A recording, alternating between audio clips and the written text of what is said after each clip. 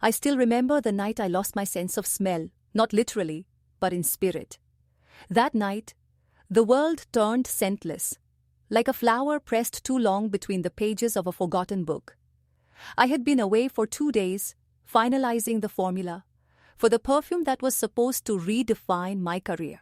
I called it Éclat du Ciel, the brilliance of the sky. It was meant to be the essence of light itself, bottled. I had created it for her, for my wife Clara. She had been my muse, my heartbeat, the reason I believed in beauty beyond the visible. Every drop of that perfume carried something of her laughter, her warmth, her eyes after rain. When I returned home that evening, Paris was trembling with summer heat. The streets smelled of dust and roses, and the Seine shimmered like molten glass. I remember thinking absurdly that I couldn't wait to see her reaction when she first inhaled my creation. That moment when her pupils would widen, and she'd whisper my name the way she used to, soft and slow, like a secret. I opened the door quietly. It was 8:30. The house was too silent. Usually music played somewhere, Debussy maybe or old jazz.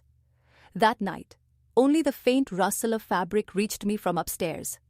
I climbed the steps, still smiling.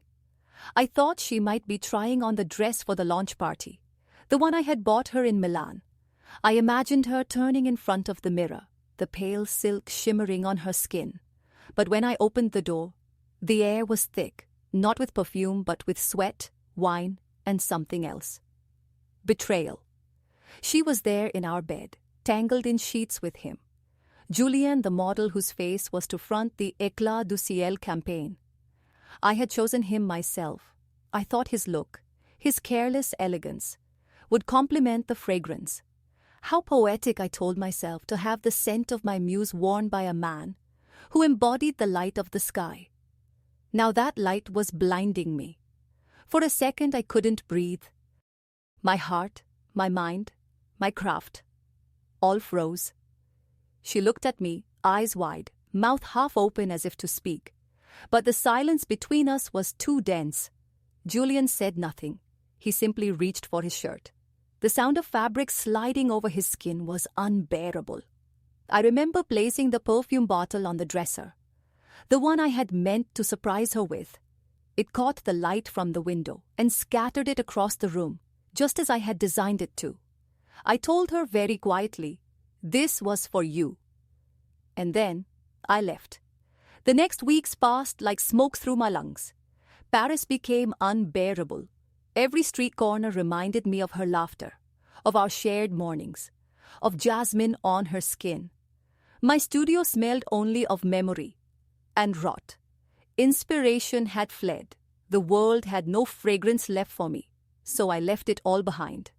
I packed a small case, burned my sketches, and boarded a plane eastward, toward lands where memory would dissolve.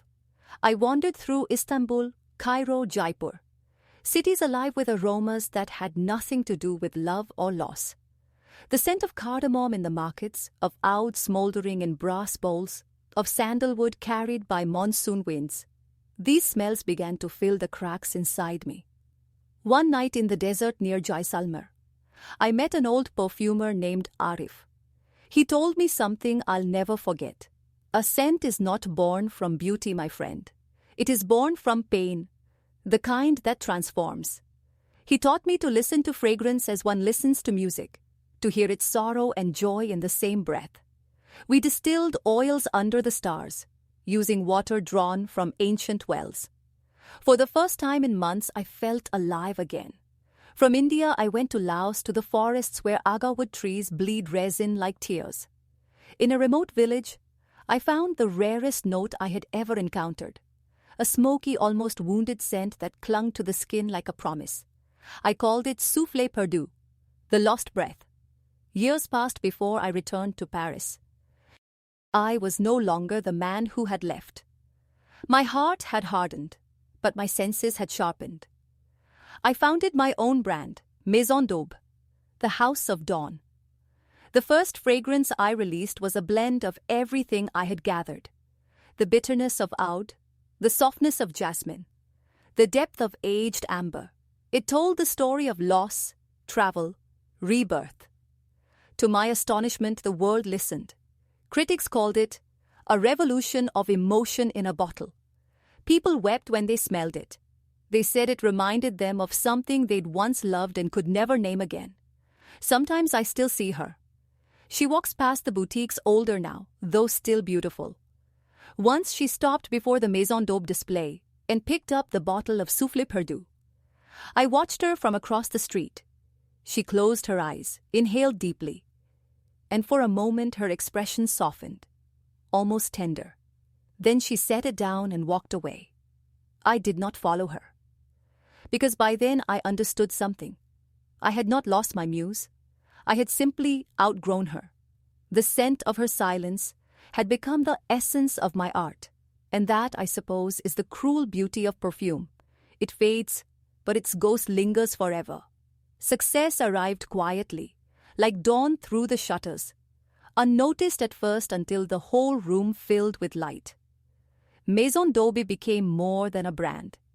It became a confession written in scent. People said my perfumes told stories, that they could make strangers remember loves they'd never lived. I let them believe that. The truth was simpler and far sadder. I was still talking to her. Every fragrance I created was another letter she'd never read. Years passed. I learned to live with ghosts and to distill them. Paris had changed again when I returned for the 10th anniversary of Maison d'Aube.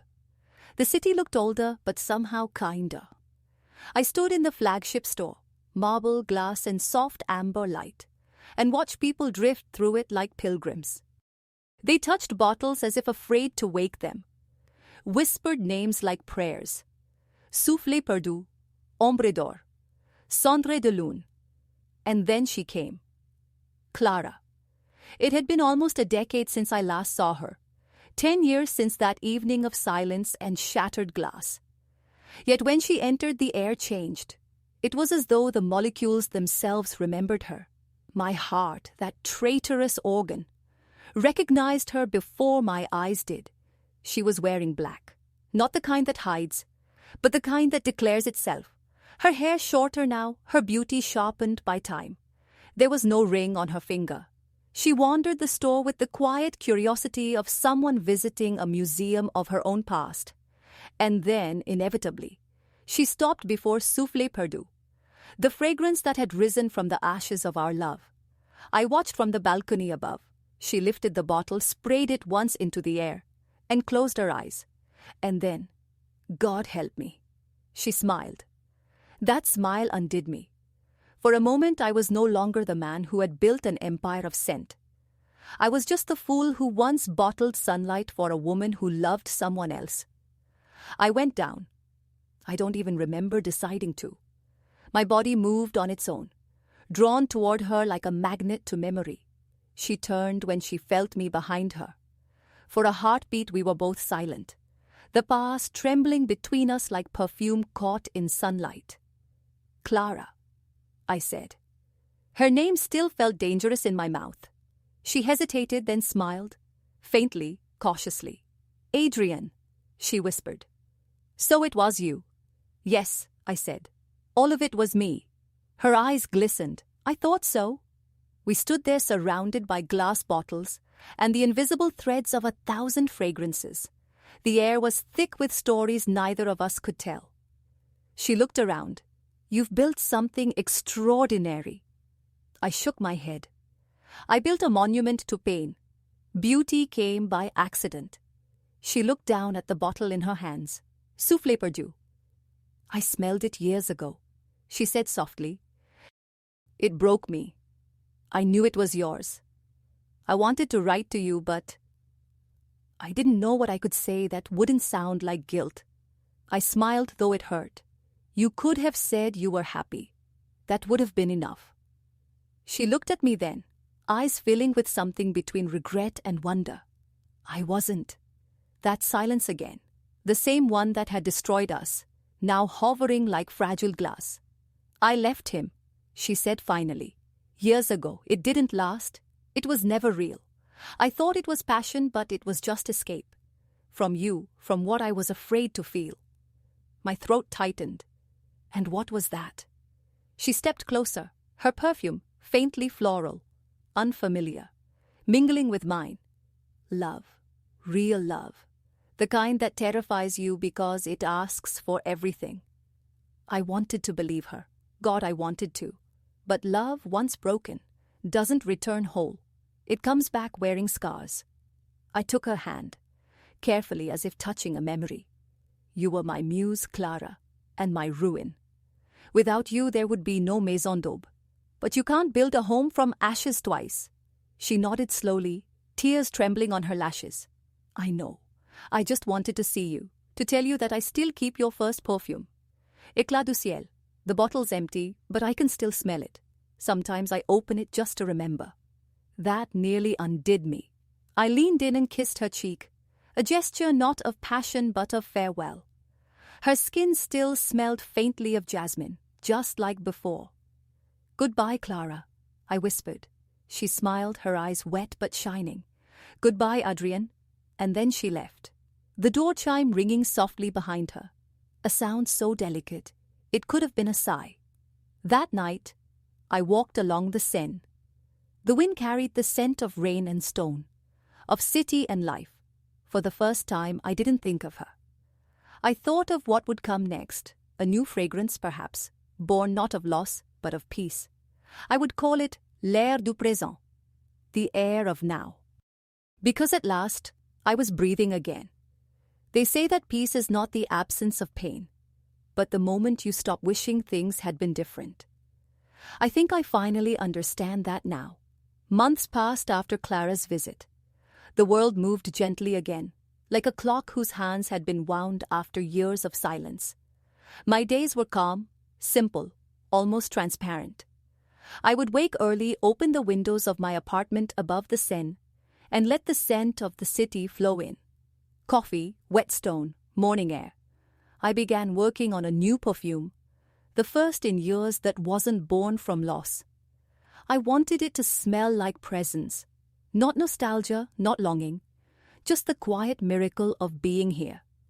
I called it l'air du présent, but I couldn't quite capture it. Every formula I tried felt too heavy, too burdened by the past. It needed light, and I didn't know how to find it. One afternoon, while walking through the flower market on Ile de la Cité, I met her. Her name was Elise. She was arranging bouquets of wild jasmine and neroli, humming to herself, unaware that she was being watched. There was something utterly unstudied about her. No elegance by design, no mystery crafted to entice. Just life raw and unguarded. When I asked for jasmine, she smiled. "You're late for it," she said. "It's already out of season." Her voice, warm, a little rough at the edges, made me smile back. "I'm late for many things," I said. She laughed. "Then take what's left of the season. It's still beautiful, just a little tired." I left with a small bundle of fading blossoms and a heart unexpectedly lighter. I went back the next week, and the one after that. Sometimes I told myself it was for research, to study the freshness of her flowers, the way the petals held their scent. But that was a lie.